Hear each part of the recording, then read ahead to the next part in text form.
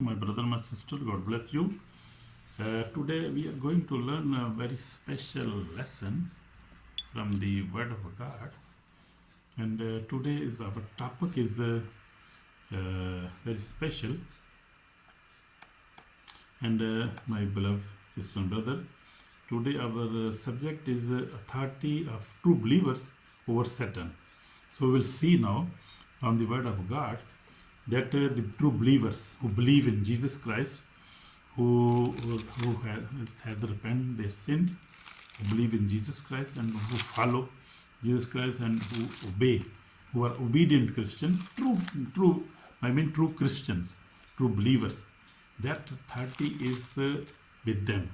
So Jesus Christ has given us authority because he conquered Satan, death, and sin, and he lived a righteous life, and he was victorious. He was conquered. He conquered everything. He conquered the world. So he gave authority to his believers, true believers.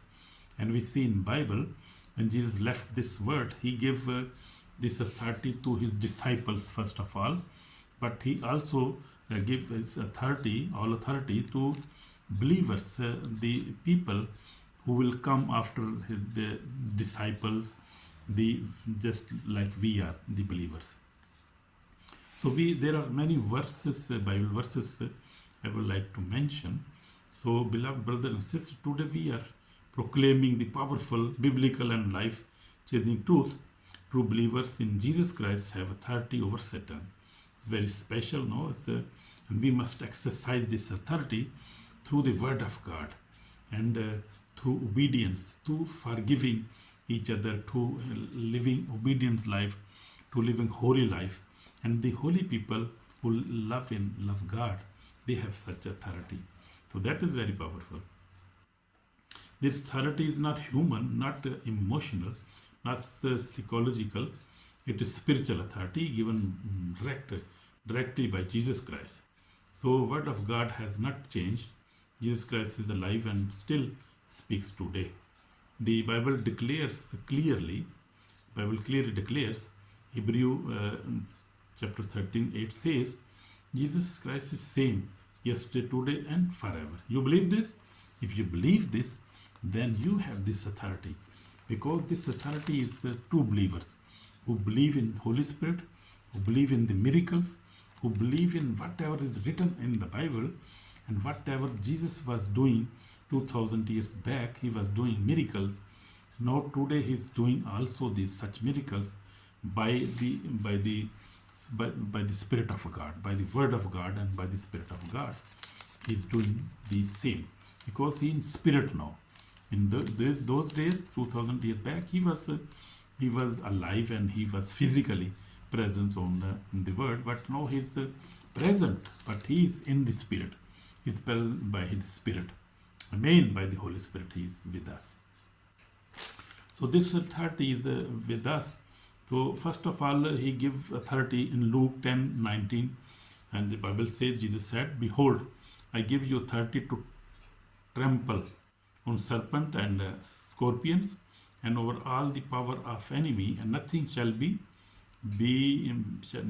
any means hurt you." So nothing shall be any means hurt you. So that is true, and I have been exercising this authority from many years now, and I have been casting demons, praying for the sick, and God is this authority is really a practical authority, and every day I use my authority because we are children of God. If we believe in God, then these promises, Bible is for us. Promises are for us. We must claim our promises with faith. This is all about faith. Amen. God bless you. So you must have a strong faith. You must be obedient. You must be forgiving. You must always have a repentant heart, my brother, my sister. Then you can exercise this authority. This is true authority.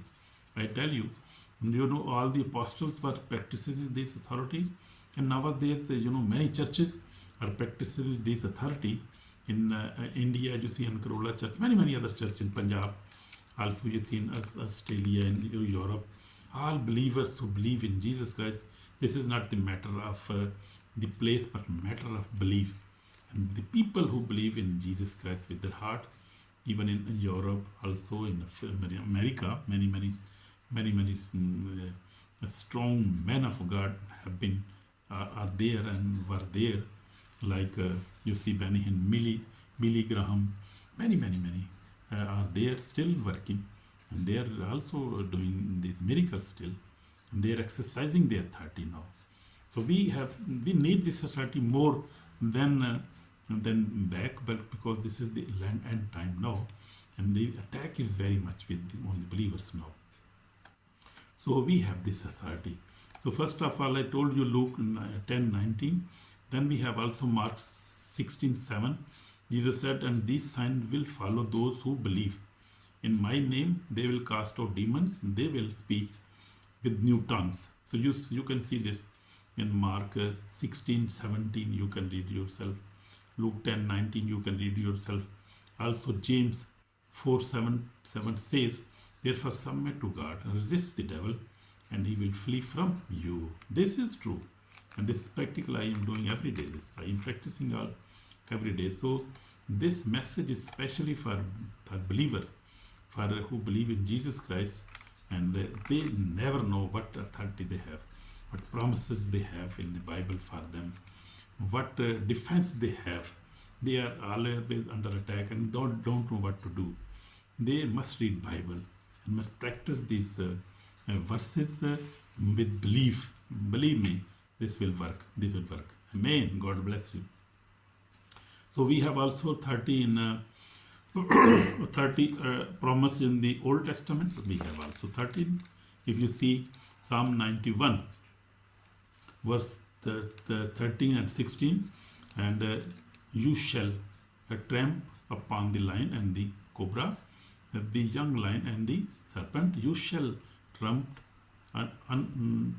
and you shall trample underfoot. So you see, because he has sent his love upon me, therefore I will deliver him. I will set him on high, because he has known my name. So he shall come upon me.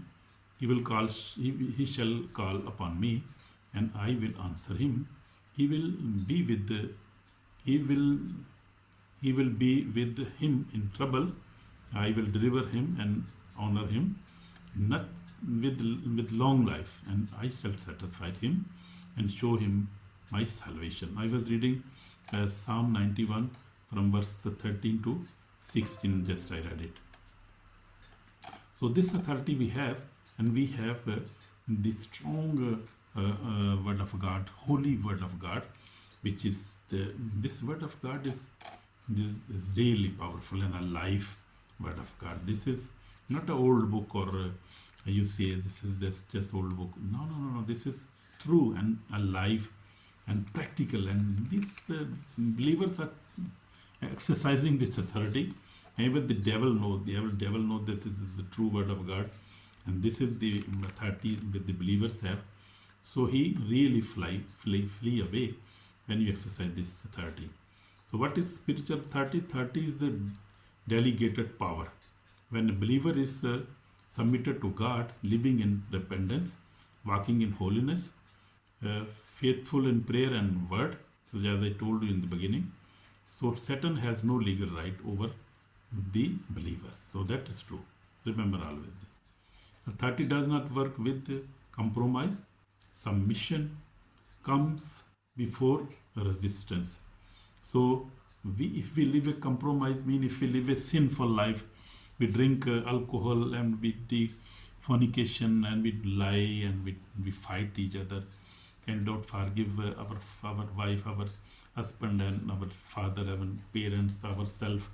We never forgive, then this 30 will not work. But if you will use this 30, devil will resist you more, and you cannot defend that as the resistance, because you are living a sinful life. You cannot exercise this. This authority is only for believers. As I told you, when a believer is submitted to God, understand that, living a repentance life, walking in holiness, faithful in prayer and the word. And he's reading Bible every day. He's faithful, and he's walking in holiness. Never drink alcohol, never even beer, never ever in wine, never drink anything, alcohol things. And he live in holiness. He live a repentance life, and he is submitted to God. And then he has such authority. He can only exercise this authority. And we see Jesus Christ's life, we'll see two examples from the life of Jesus Christ, two examples from the life of Jesus Christ. Jesus cast out demons with authority. Jesus never begged demons. He never negotiated. He commanded, and they obeyed.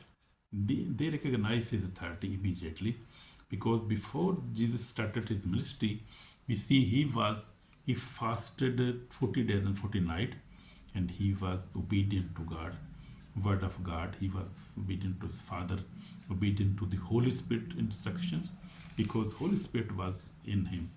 So we see, and he was a holy man, a righteous man, and he was using this authority. So he has given us same authority, as a believer, as a child of God, even if we are son of God. So Jesus gave authority to disciples. We see Jesus sent his disciple out with power over unclean spirits. When they returned, they testified that even demons were subject to them in his name. Authority flows from relationship and obedience. That is very important. Please note that. Old Testament, we see David and Goliath. David did not rely on size, armor, or experience. I come to you in the name of the Lord of hosts. So very wonderful. You see, he was very brave of man, very brave man of God. So he came in the name of Lord of hosts. Amen. David understood spiritual authority, and the giant fell. Victory belongs to those who stand in God's name. Amen.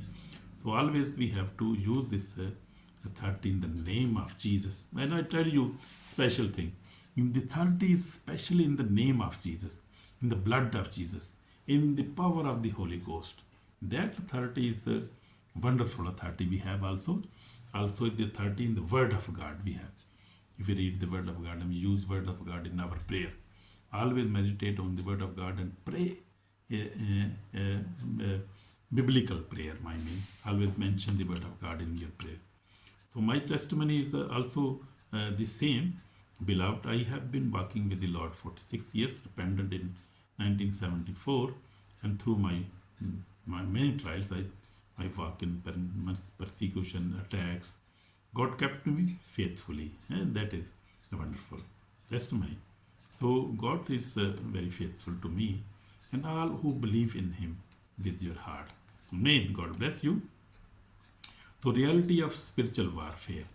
The enemy is not happy with your prayer life, your Bible reading, your fasting, your spiritual growth. Enemy is not happy, because enemy is he knows when he is powerful in spirit. He live a holy life. He read the Bible. He is fasting, and so he know very well. So resistance is proof that authority is active. So we have active authority with us. So warning for the soul now. If someone hear this truth and still chooses sin, unforgiveness, disobedient, rejection of Jesus Christ, that is very serious then. There is serious consequences of the day of judgment. So my brother, my sister, you cannot reject Jesus Christ. You cannot live disobediently. You cannot live an unforgiveness life. You cannot live in sin, my brother, my sister. You cannot afford that, because the last day is on hand, and Jesus Christ is coming very soon. So we have to live an obedience life. Amen. God bless you through this sermon, and we repent. Please repent. This is call of repent for us. So I will pray for you now. We have to repent from fear, compromise, hidden sins, and doubt. These are the sins we have to ask for forgiveness. And I will pray for you. Submit your life fully to Jesus Christ. door of salvation is still open, but it is not remain open forever. Remember this. Door of salvation is still open. So I will encourage you to repent and to live a holy life, and also love the persecuted Christians all over the world, like Pakistan, Nigeria, Syria, Saudi Arabia, Sudan. There are people are persecuted. Pray for them, please. Help them if you can. So finally, we see in Jesus Christ, we have authority, because I am not a victim, I am an overcomer. And finally, in Jesus Christ we have victory, and we are victorious. We have authority. We have overcome by the help of Jesus Christ. So I tried upon a lion and a serpent, and overcome every power of darkness. The Lord delivers me and show me His salvation. In Jesus' mighty name we pray. So this is our prayer now. We'll pray for you. Lord Jesus, we come before you. We ask for forgiveness. Forgive us, Lord Jesus, and give us with your Holy Spirit. Give us power and give us holy life, obedience life. So though we can, Lord Jesus, we can live a victorious life, and we can practice our authority, Lord Jesus.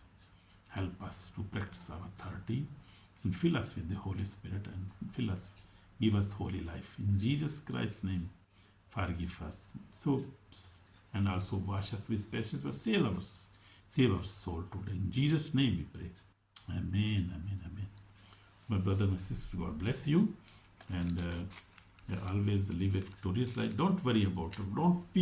Don't fear, because fear, unbelief, and doubt is from God. If you are a true believer and you live holy life, then also look, if there is fear is from the devil. Don't fear about anything, any situation. In any situation, don't have